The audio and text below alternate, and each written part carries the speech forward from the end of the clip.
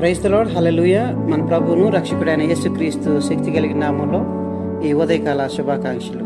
ఈరోజు దేవుని వాక్యము, యెహోవా కొరకు ఎదురు చూచువారు నూతన బలం పొందుదురు, వారు పక్షిరాజు వలె రెక్కల చాపి పైకి ఎగురుదురు. యెషయా గ్రంథము 40వ అధ్యాయము 31వ వచనం.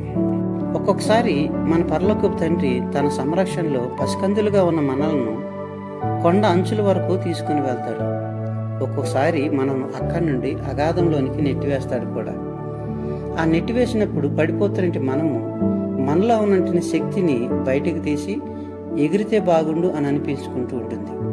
అయితే ఇంతవరకు మనం గ్రహించలేని ఎగిరే శక్తి మనకు ఉన్నదని అప్పుడు అర్థమవుతుంది. ఈ శక్తిని మనం గ్రహించినప్పుడు ఇక జీవితాంతం హాయిగా దీనిని ఉపయోగించుకుంటాం. అయితే ఈ ప్రయత్నంలో మనకి ఏదైనా ప్రమాదం జరిగే పరిస్థితి కనిపిస్తే ఆయన పక్షిరాజులాగా మన క్రిందికి ఎగిరి వచ్చి తన బలిష్టమైన రెక్కల మీద మనల్ని మోసుకొని పైకి తీసుకుని వెళ్తాడు. దేవుడు తన వాళ్లను కని విని ఎరుగని కష్టాల్లోనికి నడిపించినప్పుడు ఆయనే తమను వాటి నుండి విడిపిస్తాడన్న నమ్మకంతో నిశ్చింతగా మనం ఉండగలగాలి. దేవుడు మన మీద ఏదన్నా బరువు పెడితే దాని క్రింద ఆయన చేయి ఉంటుందన్న విషయాన్ని అర్థం చేసుకోవాలి. ఒక బ్రహ్మాండమైన మర్రిచెట్టు క్రింద ఒక చిన్న మొక్క ఉండేదట. దానిపైన పరుచుకొని ఉన్న మర్రిచెట్టు నీడ గురించి ఆ మొక్క ఎంతో సంతోషిస్తూ ఉండేదట. బలిష్ఠుడైన తన స్నేహితుడైన ఆ మర్రిచెట్టు తనకిస్తున్న సంరక్షణ గురించి ఆ మొక్క మర్రిచెట్టు పట్ల కృతజ్ఞతతో ఉండేదట. అయితే ఒక రోజున ఒక వ్యక్తి వచ్చి గొడ్డలతో రంపాలతో ఆ గొప్ప మర్రిచెట్టును నరికేశాడు. ఆ చిన్న మొక్క విచారానికి అంతులేదు. అయ్యో, నా నీడ పోయిందే, ఇప్పుడు పెనుగాలులు నా మీద బలంగా వేస్తాయి, తుఫాను నన్ను పెళ్లకింప చేస్తాయి అంటూ రోదిస్తూ ఉండింది.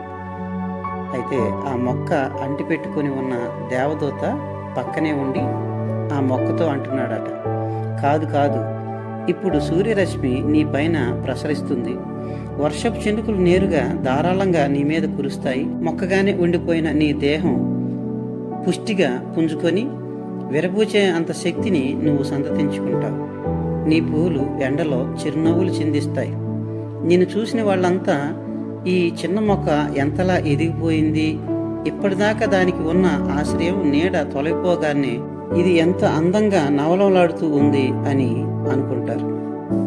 ఇదే విధంగా దేవుడు నీ సౌకర్యాలను, నీకిష్టమైన కొన్నింటిని నీ నుండి దూరం చేయడం ద్వారా నిన్ను మరింత మెరుగైన క్రైస్తవునిగా తీర్చిదిద్దుతూ ఉంటాడు.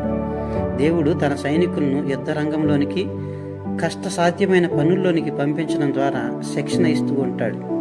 మెత్తని పరుపులపై పడుకోబెట్టడం ద్వారా ఆ యొక్క శిక్షణ రాదు. ఆయన వారిని సెలయేర్లు దాటిస్తాడు, నదుల్ని ఈదిస్తాడు, పర్వతాలు ఎక్కిస్తాడు, విచారకరమైన బరువైన సంచుల్ని వారి వీపులకు కట్టి దూర ప్రదేశాలకు నడిపిస్తూ ఉంటాడు. అంతేగాని వారికి తరతల్లాడే యూనిఫాములు వేసి క్యాంపు గేటు దగ్గరే చతికిలు పడమని చెప్పడు. సైనికులు అంటే యుద్ధ రంగంలో తమ వీరత్వాన్ని ప్రదర్శించాల్సిన వాళ్ళు. శాంతికరమైన సమయాల్లో సైనికులు అవసరం లేదు. తుపాకీ మందు వాసనలో, ఫిరంగి మోతల్లో, పొగల్లో, తుపాకీ గుండ్లు దూసుకుపోతున్న స్థలాల్లో మాత్రమే సైనికుడు శౌర్యాన్ని నేర్చుకుంటాడు. ఓ క్రైస్తవుడా, నీ కష్టాలన్నింటికీ ఈ ఉదాహరణ చాలు కదా. నీలోని శ్రేష్టతను దేవుడు బయటకు తీస్తున్నాడు. నిన్ను యుద్ధ రంగంలోనికి నడిపించడం ద్వారా నీలోని సైనిక లక్షణాలను అభివృద్ధి చేస్తూ ఉన్నాడు. దానిలో విజయం సాధించడం కోసం నీ మనసంతా లగ్నం చేసి పోరాడుతూనే ఉండాలి. యేసు కొరకు, యెహోవా కొరకు ఎదురు చూస్తూనే ఉండాలా. తద్వారా నూతన బలాన్ని మనం పొందుకోవడానికి, ఆ పక్షిరాజులేక పైకి ఎగిరి రెక్కల చాపి ముందుకు సాగడానికి దేవుడు కృపను అనుగ్రహిస్తాడు. అటు కృప దేవుడు మనందరికీ దయచేయను గాక. ఆమేన్. తల వంచినట్లయితే ప్రార్థన చేసుకుందాం. మమ్మల్ని మిక్కిలిగా ప్రేమించిన యేసయ్య, మీ వందనాలు. ఇంతవరకు మీ రెక్కల నీడలో మమ్మల్ని భద్రపరిచి సంరక్షించి నడిపించారు.